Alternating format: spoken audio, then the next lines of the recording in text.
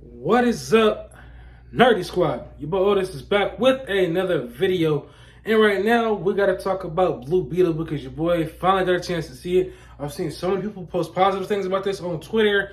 I've seen some reviews. I've tried to avoid watching them all because I wanted to watch this movie for myself and get my own one too. So, let's talk about it. The first thing I'm going to talk about when it comes to this movie was exactly what I thought it was, a Disney Plus Spy Kids type film. It just kind of gave me that vibe like Spy Kids. I don't know why. It just felt like a Disney Plus movie, only DC. And it was not my cup of tea at all. I'm going to tell you right now, I did not like it. I'm going to give this movie a 6 out of 10. Now, I know there's videos going on right now saying that it is doing bad at the box office, and I am not surprised at all.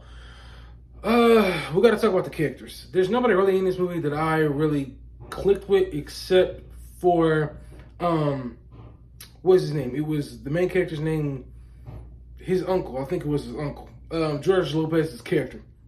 His character was the only one that I actually really liked. He's the only one that really came off as entertaining. Everybody else in this movie, and it was a big family vibe. Like, what is the main character's name? Jamie Reyes. His character was real big in this movie. They were in the movie from beginning to end. And the only character I like was his uncle, and that was whatever the character's name for George Lopez. So basically it happens exactly like it happens in the trailer. The love interest, I think her name was Jenny, gives Jim Reyes the scarab in the burger box. He opens it up and it attaches to his body. And the best part of this movie for me was probably that beginning scene that y'all see in the trailer where the suit just takes him off into outer space and he goes in and the suit is literally testing itself while it's attached to his body. And I actually like how it attached itself to his body. It was almost like a Venom attaching itself to Eddie Brock type vibe to it. That was really the best part of this whole entire movie for me. There was one specific moment that actually pulled at my heartstring, and this is where Danny, of course, already has the suit. He's with his uncle and he's with Jenny.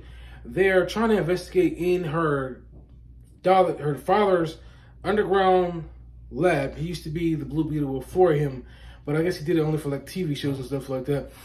And basically, the main villain, Veronica, she sends this army to his house to get the scarab, but he's not there. So he flies there, gets into it with the soldiers, while the soldiers are bringing his family out of the house, literally just yanking them out of the house.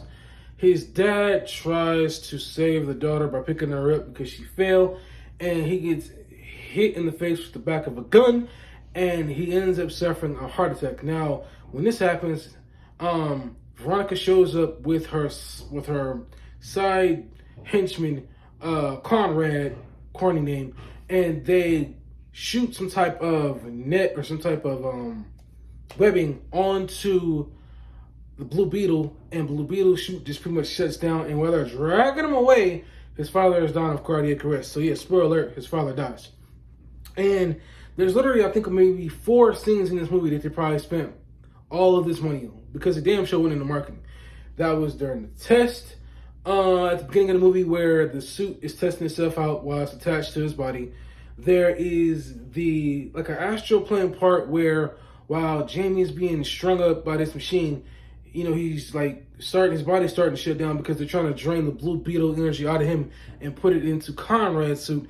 And so he basically like shuts down and his mind just goes into like this astral plane area where his dad is, and this is where he realizes, oh, his dad is dead. And that's where I think they spent the money on. The end fight scene was okay. I don't think they spent a whole lot of money on that. It was just a really boring fight scene.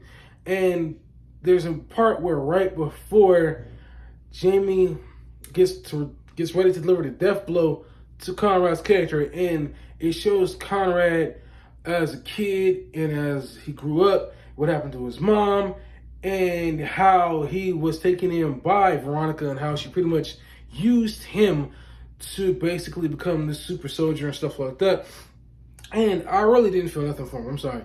Like, that little part was cool, but overall, I just felt nothing for his character throughout this whole entire movie.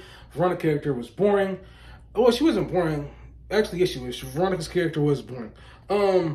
like I said, there's another part in the movie where uh, all three, the uncle, George Lopez's character, Jamie, and Jenny, I believe, are exploring her dad's underground holdout, and one of the suits is missing.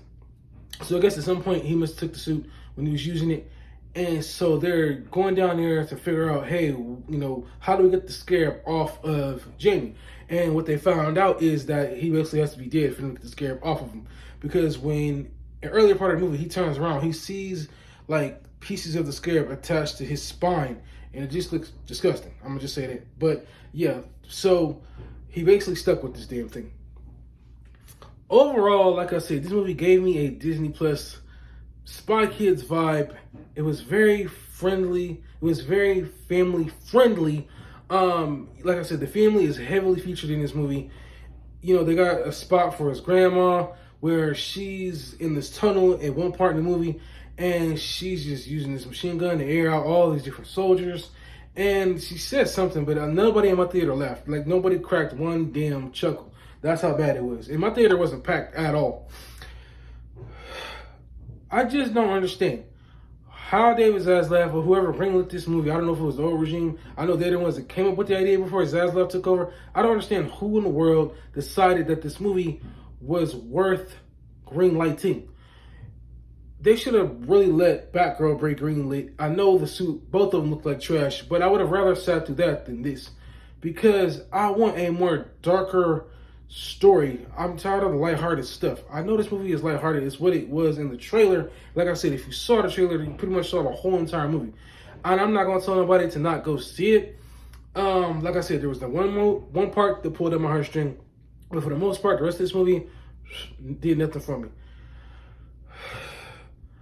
Go see this movie for yourselves to get your own opinion. Don't let the Rotten Tomatoes score, which I know is pretty high right now. I think it started at like a 92 or a 98. Then it dropped down to 88, and I was currently sitting at a 76. I don't let the Rotten Tomatoes score dictate whether I'm going to see a movie. Like I said, heartstring part pulled at my heartstrings. Him getting the suit and like the suit testing itself while I was attached to him were probably the only two scenes I liked. The ending fight scene didn't do much for me. And oh yeah, I forgot about this.